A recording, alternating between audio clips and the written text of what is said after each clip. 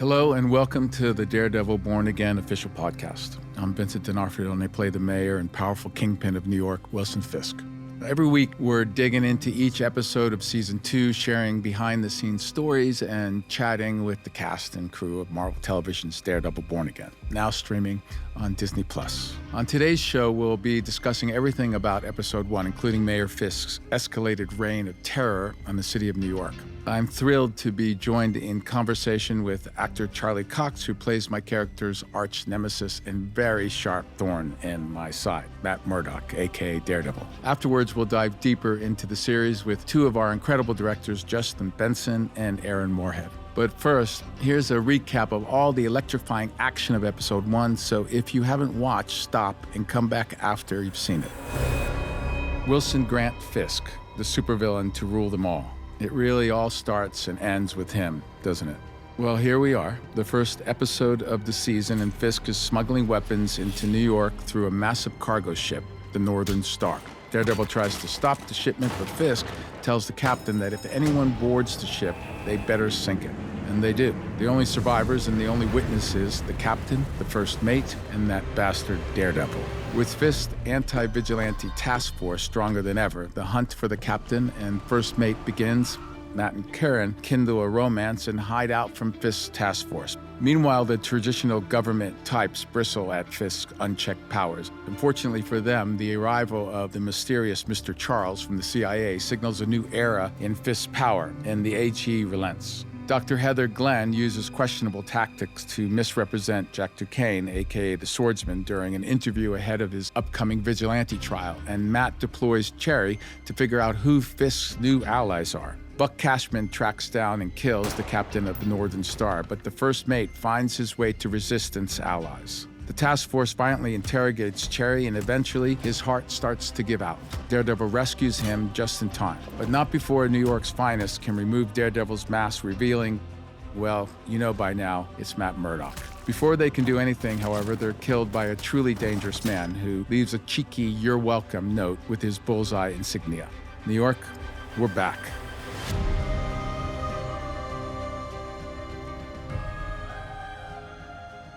Well, thanks for coming. Thanks for having me. Welcome to the Daredevil podcast. Thank you. Nice beard. Nice beard. Thank you. Back at you. We should switch beards sometimes just to see how it looks. Okay. We're in episode 1. Oh, episode 1. 201. Can you remember? I cheated a little bit. Yeah, me too. So you cheated a lot. I read a whole summary of season 1. Oh, wow. Yeah. Have you ever figured out how many episodes we've done of this? No, do you? I think it's like 60 hours or something. So I sink a big boat. No, I sink it. Well, it sinks.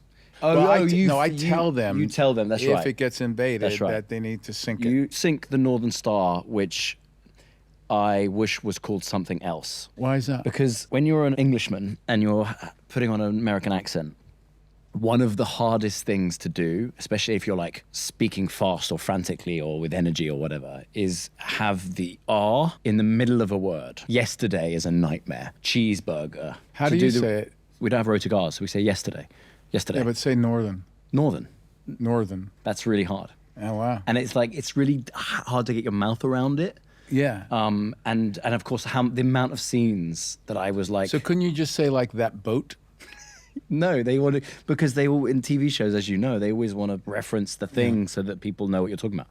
I wish it was called the North Star. Would have been easier. Oh, that would have been nice. I did pitch it, but the North Star was problematic because do you remember there's a bullseye, his North Star is a different thing, so that would have been too confusing. Anyway, so that's you how it sink starts. the Northern Star. Yeah.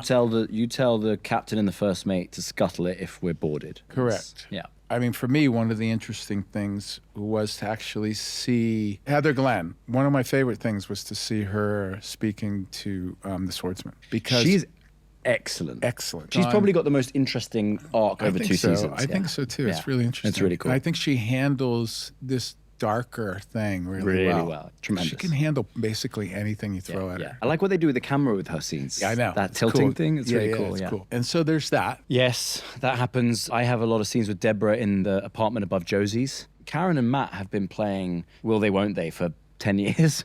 So to have us really kind of like together. Yeah, how do you feel about that? Karen Page is to Matt Murdock what MJ is to Peter Parker. It'd be very tough to make an argument that there's any other romantic character that is more important to Matt Murdock than Karen Page, both in the comics and in our show. It's hard for me sometimes to separate Deborah from Karen. And So Deborah she's so is good. such a different person. Yeah. When she was growing up, this is Deborah.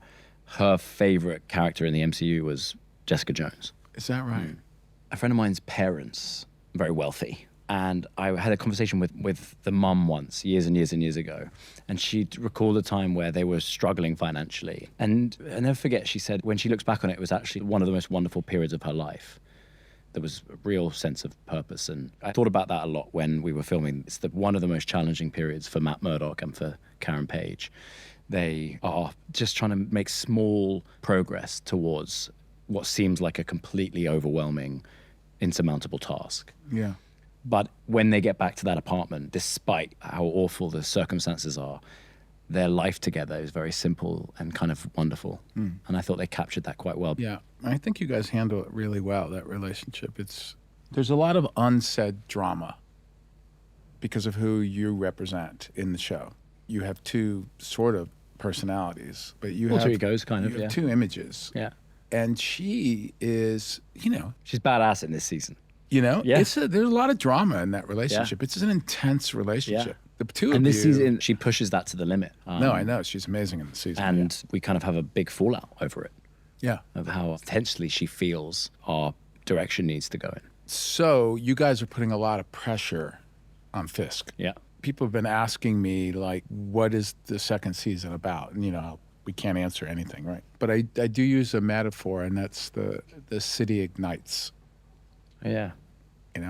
That pressure it brings the whole season to a boiling point, because it starts in one. I remember thinking the 6 months between season 1 and season 2 has been incredibly disappointing. And Matt and Karen have felt completely impotent in terms of how they can influence public opinion and the state of the city. I remember someone liking it to death by 1,000 cuts. They're just trying to make very small incremental jabs at the Fisk regime and hope that something gives and allows a shift in momentum. And the season begins with their first big victory, which is the Northern Star. Yeah.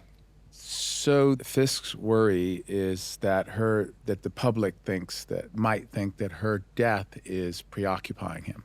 But it's not that at all. He can slowly feel the pressure of the public not understanding his moves and what he's doing anymore. Yeah. This kind of relentless pressure that you guys are putting on him through the season, it makes him misstep a lot. But it starts in one. Up until the Northern Star, it's been working. No, his reign is working. Yeah. It's working brilliantly. He is the one who has put martial law in New York City.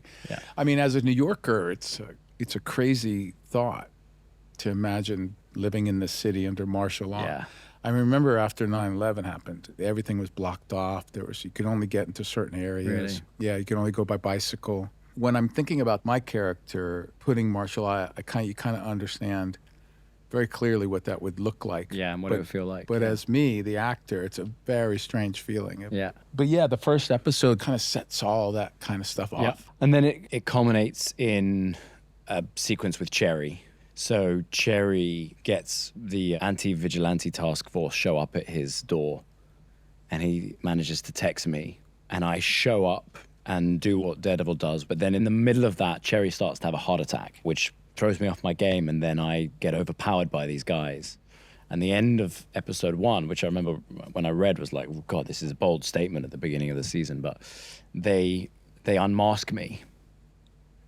That's a huge problem. 4 vigilante task force guys have now know my identity. Yeah. And then the day is saved by Bullseye. Yeah. On a rooftop nearby, who kills them all. It's a very intense season. It's an intense season. It's crazy. Yeah. The other stuff to say about the first episode is my character's intense love for his wife. Yeah. And these women are incredible actresses. Yeah, we're very lucky.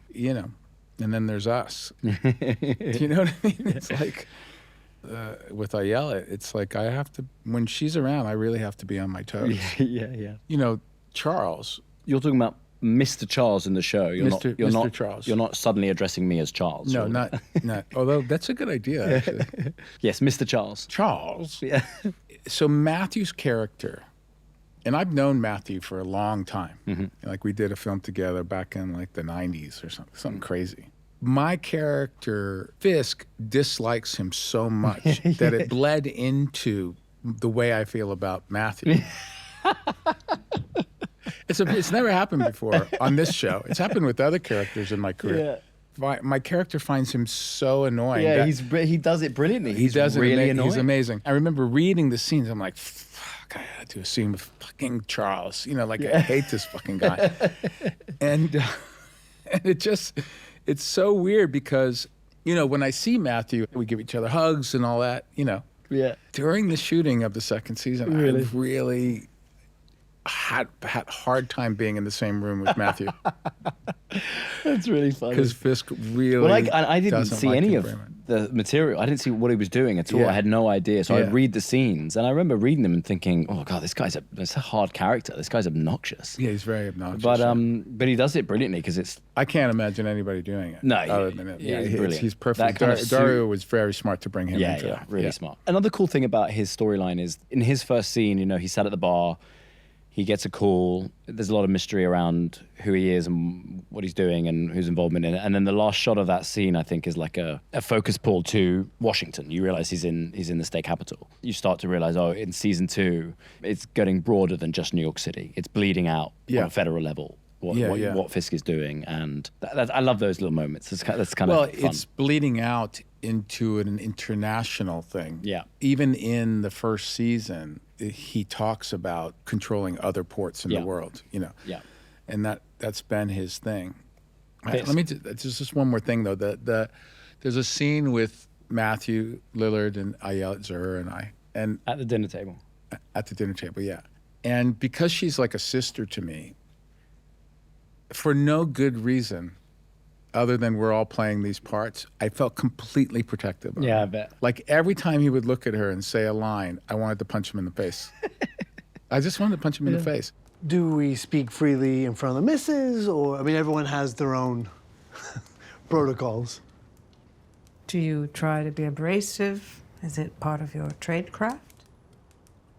I am what I am, Mrs. Fisk. I doubt that very much. It's like he would have to have permission to speak to her. Yeah.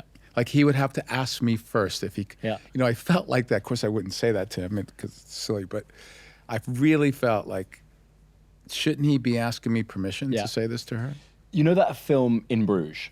You know the film In Bruges? Yeah, of course. So, love that film. There's a great scene in that film where Ralph Fiennes, the audience have met Ralph Fiennes' character, and we know already this guy is a scary person not to be messed with. Yeah. He's brutal. So we know that. And there's a very, very funny but scene where one of the tour guides for the clock tower in Bruges is very disrespectful to Ralph Fiennes because he doesn't know who he is. When you're watching it, you're like, this guy's in trouble. He has no idea. So I had a similar experience watching the Fisk, Mr. Charles relationship. He comes in like a bulldozer. He's completely disrespectful.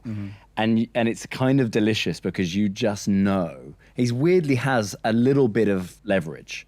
So Fisk has to be smart with him. He does have leverage, yeah. But it's fun because you know at some point he's bitten off way too much, more than he can chew. And there's something kind of fun about that. Oh, totally fun. The reason why it's fun is that I have to do very little. The only thing I don't have to do is get angry at him. Right. Everything else works without saying anything. Yeah. I think that has to do with the writing, actually. Or actually just, the writing, having us in a scene together in that kind of context, I think it's exactly what you're saying. Right. And I have to do nothing as an actor. Yeah. Except for not show my feelings, my hatred towards her. Yeah. That's the only thing I have to do. Yeah. And it's the only thing I felt. Great. You did more prep for this season than you've done for any other season. Yeah, but that's just Jim Strong. You're flying around like a bat out of hell. I mean, come on, let's face it. Like, come on, you're like constantly. Me and Nico. And Nico, both of us, yeah. For me, it's just become the balance of being in shape and just have each season, I feel like I have to spend more and more time on mobility and rehab. I mean, we see you so often in the suit. That's true. This season was 3 times as much as there's ever been in one season. Yeah, I was in that suit all the time. You don't look forward to it. It doesn't. You're not going to quit. I get Right, that. but it's also, it's going to look really cool. It's going to look really cool. It's going to work. Yeah, my one win is that I don't have to spend any time in hair That's true. because you don't see my hair. Yeah. So those days are tough. I mean, Coming out of the East River in that suit was a rough Dude, I night. remember when that you was shot cold. that. Yeah. That was cold, and I watched you from a distance. I was there. I had to do the last scene of the Yeah. night. You were like up to your waist Yeah. in water. I was like, oh my God. I got sick from that. Yeah. I was having some tummy issues for a few. Because of the water. Because of the water, yeah. Yeah.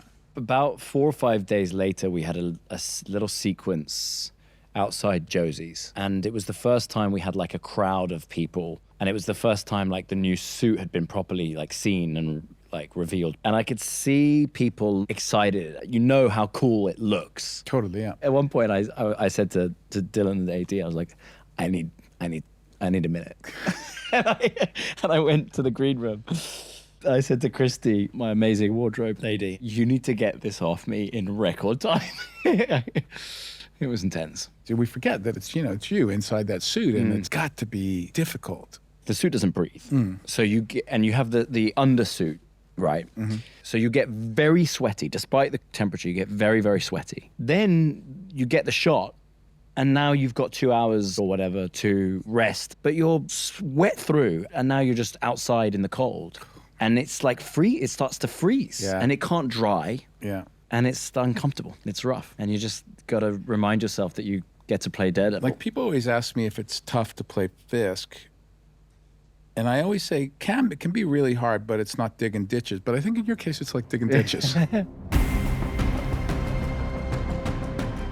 Vincent D'Onofrio, welcome to Truth or Daredevil. Thank you, Charles Cox. Would you like to start with a truth or a daredevil? A dare? There. Oh, really? Bold. I like your style. I dare you to answer this question. What was the longest day of production this season? I think it was the one that I was most concerned with, which was the end. Yeah. It really needed to work. And my experience with scenes of great emotion, there's usually a take where you just fall into the zone, and then every time they cut back to you, they're going to cut back to that same take. Yeah. And that pressure, I find can be quite a lot. Yeah. You know? That stuff is not easy to do. Yeah. And make sure that the camera sees it all. Yeah. So I would say that would be it for me. Yeah. So truth or dare. I'll go truth. I'll start with truth. What haven't you gotten to do as Daredevil that you always wanted to do? What haven't I got to do as Daredevil that be in the Avengers? That's a good. Nothing more to say about that. Yeah, It's pretty straightforward. That's probably top of the list. Yeah. I've got one. What? There are a few comics where he drives a car. Oh wow. Yeah, but it's in the comics. It's pretty cool. You have a blind man like driving like a maniac through the city. Yeah. Okay. Are you ready for your truth? If you had a late night show, who would be your first ever guest, living or dead? Marcello Mastroianni. Very cool. I got to meet him once, although we spent like 6 hours together at his place with a bunch of other people. It wasn't enough time. Fair enough. Yeah. And then just as a young man, when I met him, How old was he? he was probably in his 90s. And I'll never forget it. He was so kind. He had a house outside of Rome on the beach. And as soon as I walked in, he greeted me at the door. He knew my name, knew what I did, the whole thing. He said, "You're going to sit next to me." And I'm like, so I got to sit next to him and talk to him all night. He had just come back from doing his last film in Greece. I forget the name of it, but he had a Greek cake that he brought back with him for the dinner. And in it, there's a coin. And if you get the slice with the coin in it, you have good luck the rest of the year. Oh, cool. And so I got to slice that night. So I got to meet Marcello Mastroianni. I got the Greek coin. Yeah. And I got to watch him in such a vulnerable state. Wow. It was fantastic. Great answer. Well done. Yeah. answer. A little more time with him would have been Yeah. great. Truth or dare? I'll do a Daredevil. If you were throwing a dinner party and had to invite a Daredevil character, living or dead, who would it be and why? if me, Charlie, was throwing a dinner party, who would it be? I'd invite Ben Urich. Yeah. I didn't get enough time with Bondi Curtis Brown. Yeah. He was such an important part of that first season. Oh my Such a God. great character. So many of the issues where he's prominent, that character's prominent, are just like brilliant. And such a great, he did such a great job. Was amazing, Such a good performance. We harken back to it all the time, whether it's mentioned in the scripts or we're talking about him and the role. It's a great scene between him and I where I have to, unfortunately, had to kill him, and it couldn't have been as fun for him as it was for me. During that speech, when I would look up at him, I could tell he was listening. Yeah. You know. He's seriously good actor. Yeah, amazing. I just loved it. I felt so bad to have to attack him like that. It was It's fun in our new show to have BB Urich to be constantly reminded of her uncle. It's pretty. I love that. There you go. Thank you for playing Truth or Daredevil. Thank you for having me, and I have to say thank you for playing Truth or Daredevil to you. Well, this is it for me today. The big bosses at Marvel are apparently letting me off easy, but please tell our wonderful directors, Justin Benson and Aaron Moorhead, that I miss them, and I'll see them soon. Gentlemen, hello. Our esteemed directing pair. Oh, you handsome devil. It's good to see you. No pun intended. Aaron and Justin, how are you? Where are you? We're so good. We're in Burbank. Where are you? I'm in New York. I'm excited to see you guys. You too, and man. To have you guys back out in New York. I'm saying this to you publicly, and I haven't even said privately, but congratulations on your episodes from season 2. They're fantastic. Thank you. I hope you Thank guys you. are You pleased too. with them. They're really, really good. What a great way to start the season. Yeah. I do have one gripe. All right. The amount of hours I spent learning that discipline, I can't even remember the name of it now, but the discipline with dummy the fighting? dummy, that did not make it into our show very much. But it made it in a little bit. A little bit, but relative Yeah. to the amount of time I spent learning it, Yeah. not enough. Also, hang on, you I haven't get finished. to- I haven't finished. I haven't finished. I also have another gripe as I think of it. I also seem to remember that I very bravely threw myself off a 20-foot scaffolding headfirst backwards. Yes. That Yeah, is we recall also that too. not in the show. You're going to have to take that up with Dario. Yeah, okay, All right? fair enough. Yeah. And like, we're sure there's a part of you that's like, it kind of doesn't matter whether it's on film because your good buddies, Justin and Aaron, saw it. And we were proud of you. I need the audience appreciation. Otherwise, it counts for nothing. Okay, so Gotcha. this is that then. Gotcha. This is the just Yeah, so okay, so everyone that's why I'm listening. bringing it up. Yeah, Charlie's a brave Yeah, boy. and if we could just Big brave boy, Charlie. if we could just cut to the behind the scenes footage of me doing that at this point, that would be great. To be honest, though, let's actually talk about that. Is it was introducing the suit, the new suit, the dark suit, and it was very late at night. I think it was like 2, 3 in the morning, something like that. And we had both first and second unit together. And we walk into the stage, and there's this gigantic scaffolding built for you to actually jump off of. And it was frankly quite terrifying. It is not. I was no joke. terrified. I was terrified. Yeah, you did a wonderful job. Thank you so much. One of the things that we can always say about you and that we love is your bravery, and not just because Daredevil, of course, is brave, but a brave performer is somebody who is afraid and does it anyways, and rather than not being afraid at all. And I think that we can always depend on you to do it. It's wonderful. Okay, I feel like I got my recognition for that. Okay, Thank you. good. All right. So we'll talk about episode 201 a little bit. Because of the way in which you guys were brought onto the show, season 1 was being kind of slightly reimagined. What ended up happening is you ended up directing the final 2 episodes of season 1 and then the first 2 episodes of season 2. Talk to me a little bit about the difference experience you had on season 2 relative to season 1. Everything had gone so well on season 1, and everybody got along so well, and basically everyone from season 1 came to season 2. It actually, we understood what the machine looked like. We understood who is what and how to make everything work, and everyone understood all of those things. So it's actually really more similar than we expected. But differences?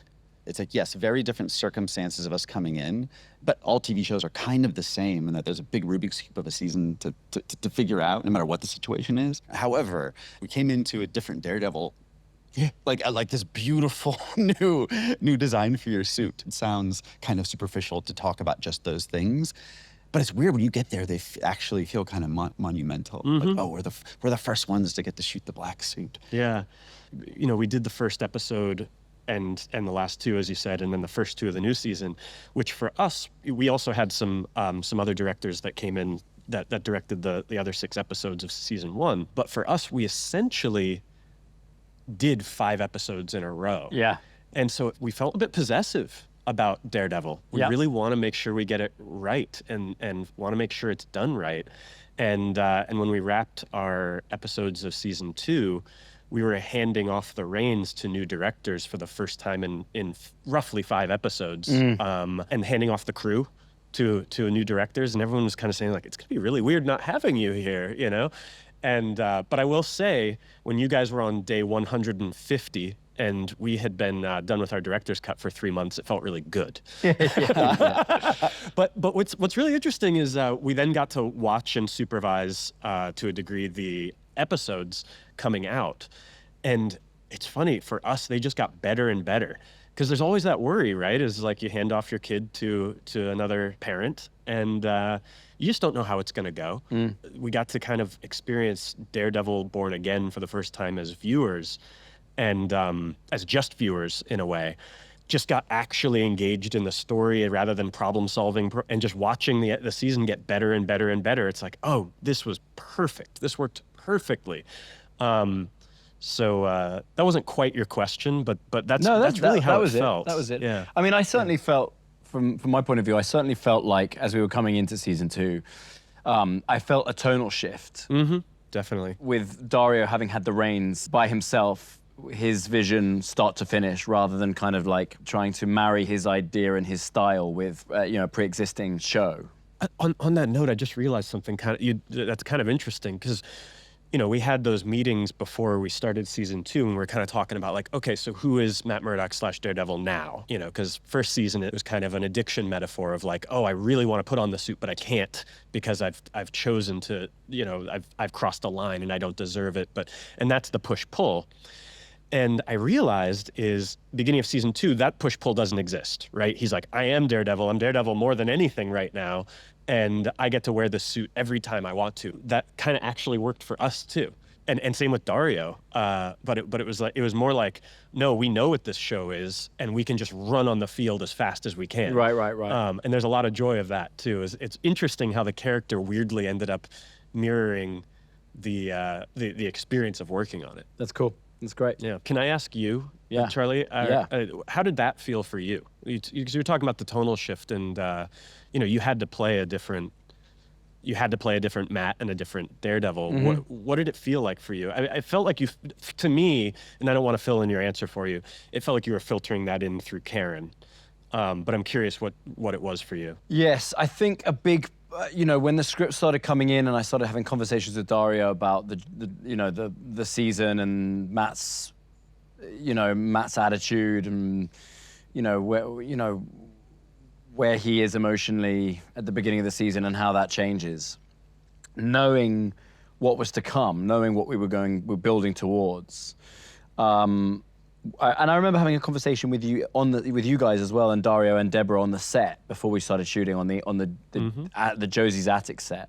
Being interested in exploring the idea of Matt for the first time, maybe ever, of him not really knowing what the next right move is. I think one thing you can say about Murdock is that he has strong opinions about what should be done, and then he goes and does it. And he doesn't really question his actions. He questions motive a lot. He questions morale, but he doesn't question his decision making, really. He's quite proactive and clear-minded. And in this season, it felt like he was a bit lost in that regard. He was relying heavily on Karen to be the engine behind what they were trying to do. And we talked a lot about, rather than have lines like, this is what we're doing, this is what we should do, this is the next step, we've just got to do this, we must do this.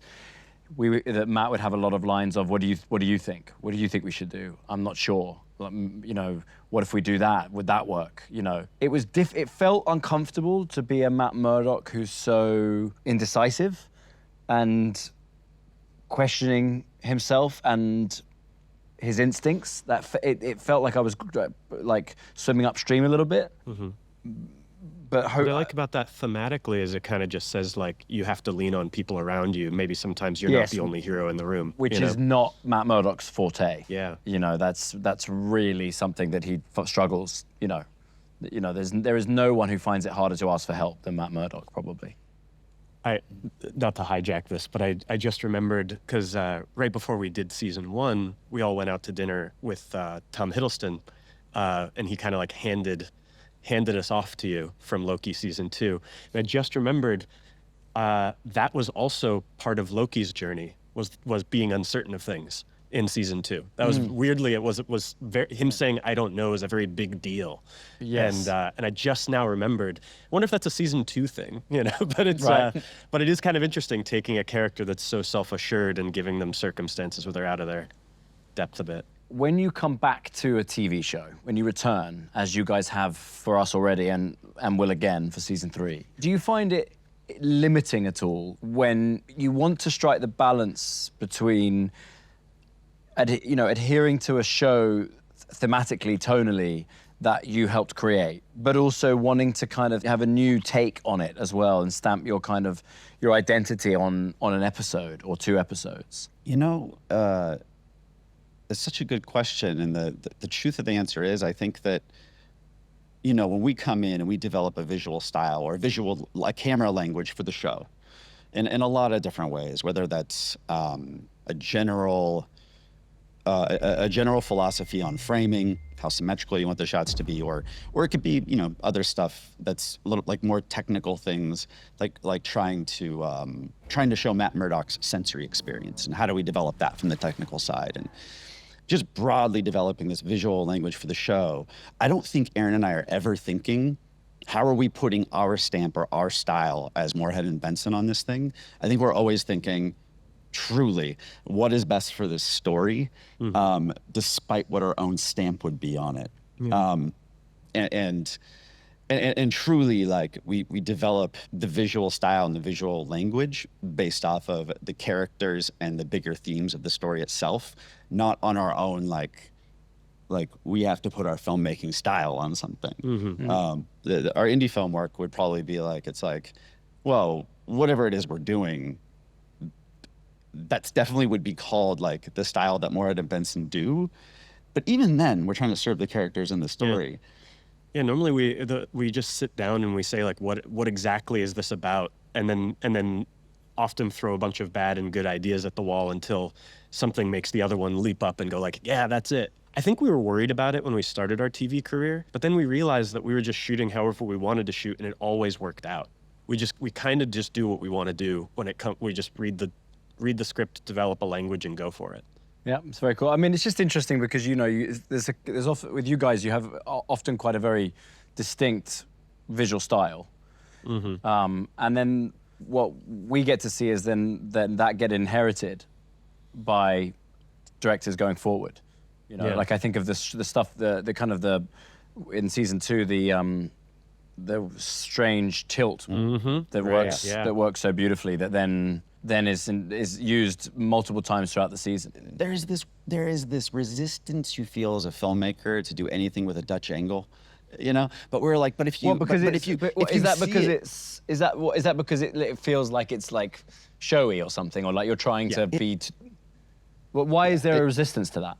I think I know what you mean, but I'm interested to hear you say it. Like, I think it actually comes from like the mid 90s and 2000s where they started getting really overused, and they just were added to add a wildness to boring shots. Right. And so you grew up with those things, and then you and all your filmmakers friends start making fun of them because they don't feel like they have a purpose. Right. So you normally just throw it in the trash entirely. So that's why we were like, okay, hang on though, this does have a purpose. And also we were skating on thin ice because we were kind of saying like, hey, this is when someone has a bit of a tilted mental state, which is often how it was used back then. It's like, this person's crazy. And we didn't want to be that. But we realized also it was very right. And we thought, okay, that is the right move. By the way, though, it actually goes back to your previous question, which is it is delightful to see other people using a camera language that you've developed. I'm sure. It's really cool. I'm Yeah. sure. Yeah. I'm sure. So another question that I have is with season 1, because of the nature of how that story unfolded, Fisk and Daredevil don't actually come to blows in that season. Coming into season 2, knowing that they are going to collide in a big way at the end of the season, how did that influence how you told our individual stories at the beginning of the season? One thing we realized actually from season 1, everything boils down to that diner scene from season 1. And it's because these two guys, you could call them yin and yang, but really they're almost identical with little tiny tweaks to their methodologies, to their basic core principles, that sorts of thing.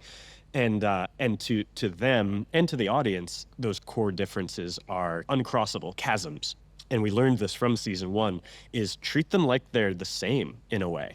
You know, I think actors love that when we get to be part of that process, the whole, you know, holistic creative process. I much prefer that than to be manipulated into doing something under the guise of it being better for the scene. Yeah, the filmmaker's prayer you say every morning is, may the actors, the camera, and the script all want to do the same thing today. I mean, I don't think we've ever tried to fool you into like, this is actually better for you when we need a camera thing. No, but that does happen. But often you can work hard and find a reason to make it make more sense anyways. Because if they all want to do the same thing, it comes together organically, supernaturally, sort of. Yeah.